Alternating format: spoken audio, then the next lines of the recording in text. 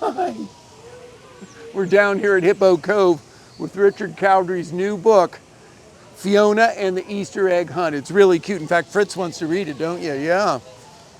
It starts like this. It was a beautiful spring day. Everywhere Fiona looked, there were new and colorful things. The sunshine was just a little warmer, the grass was just a little greener, and the flowers were popping up all over the zoo. And something else was popping up too. Isn't that right? Yeah. Yeah, that counts you. Yeah, you're a baby. Babies, lots and lots of babies were being born, saying hello to their mamas and daddies and visitors at the zoo. It was an exciting time.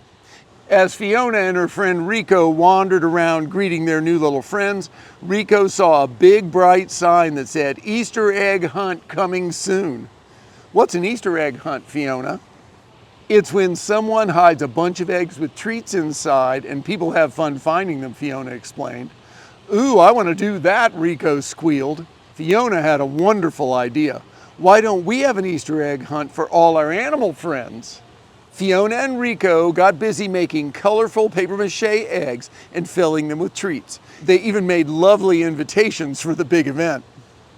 Finally, Fiona, the Easter hippo, was ready. She and Rico couldn't wait to hide their beautiful eggs around the zoo.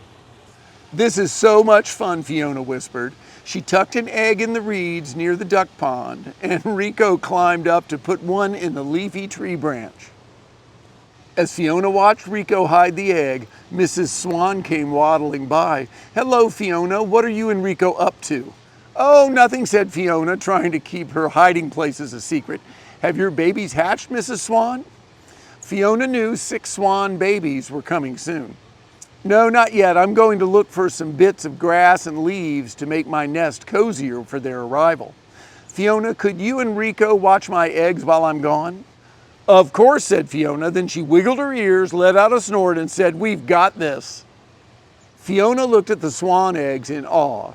She thought she'd snuggle up next to them just like Mama snuggled her when she was sleepy. But Fiona was a growing hippo. As she wiggled closer, she bumped right into the nest and the basket of Easter eggs. Eggs rolled everywhere. "I'll get them," said Rico as Fiona carefully nudged swan eggs back in the nest. "Thanks," said Fiona, laying back down to keep the babies warm. Fiona and Rico took their egg-sitting job seriously. They snuggled the swan eggs, they read them a good book, they sang a song, and they even told the eggs about the Easter egg hunt planned for later that day. When Mrs. Swan returned, she thanked her friends. "You are such great helpers," she said as she tucked sweet-smelling grass and fresh green leaves around the nest and sat back down on her eggs. Fiona and Rico waved goodbye and set off to finish hiding the rest of the Easter eggs. They tucked eggs into bushes, they slid eggs under leaves, they floated eggs on lily pads, and Rico climbed lots of trees looking for just the right hiding spots for their taller friends like giraffe and elephant. When the very last egg was hidden, Fiona and Rico were ready to start the hunt. As Fiona the Easter hippo welcomed everyone to the big event, grunts and squawks and roars of excitement rang through the zoo. Suddenly, above all the other noises came a loud trumpeting call. Uh-oh, my egg is missing," cried Mrs. Swan, her big wings flapping in alarm. Mrs. Swan's call was the loudest sound Fiona had ever heard. Mama and Fiona ran off to the pond with other animals to see what was wrong. "What's the matter?" asked Fiona. "Can we help?" "One of my eggs is missing. I had 6 and now there are only 5. It is small and creamy white and it's almost ready to hatch. Please help me find my egg." Rico's eyes grew wide. Then he leaned close and whispered in Fiona's ear, "Fiona, remember when the Easter basket tipped over? Could we have put the egg in our basket?" "I don't know," Fiona replied. "If that's what happened, we need to find that egg," Mama said. "Don't worry, we'll find it," said Fiona. "We've got this." Fiona called to all her friends. "Gather round, everyone. We're going on an extra special Easter egg hunt. We hid eggs all over the zoo for you to find. They are all colorful except one. One is pretty and white and very special to Mrs. Swan. It's her missing egg. Now let the hunt begin." The animals ran off in every direction. They found purple and pink and blue eggs in the trees. They found yellow and orange and green eggs in the bushes and tall grass. They even found striped and polka dotted eggs, but no one found a small white egg. Just when it seemed the animals had looked everywhere, Fiona remembered something. Rico had tucked some eggs under a patch of pretty pink flowers. Had someone looked there? Fiona nuzzled her way into the flower bed, but she did not see an egg. "Wait, what's that?" Rico squealed, pointing at a tiny white spot in the grass. And that too."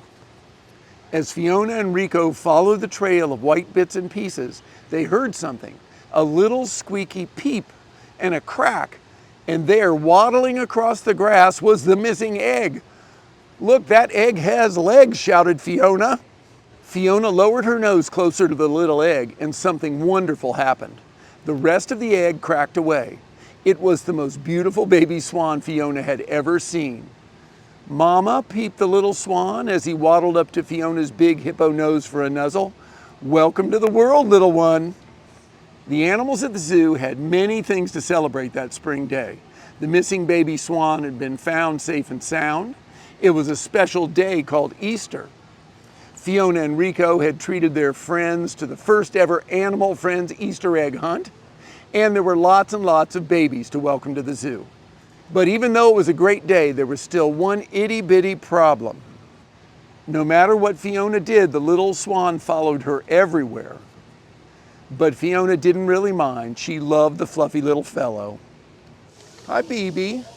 "Hi, Fritz." Yeah. That night, a tired Fiona cuddled up to sleep.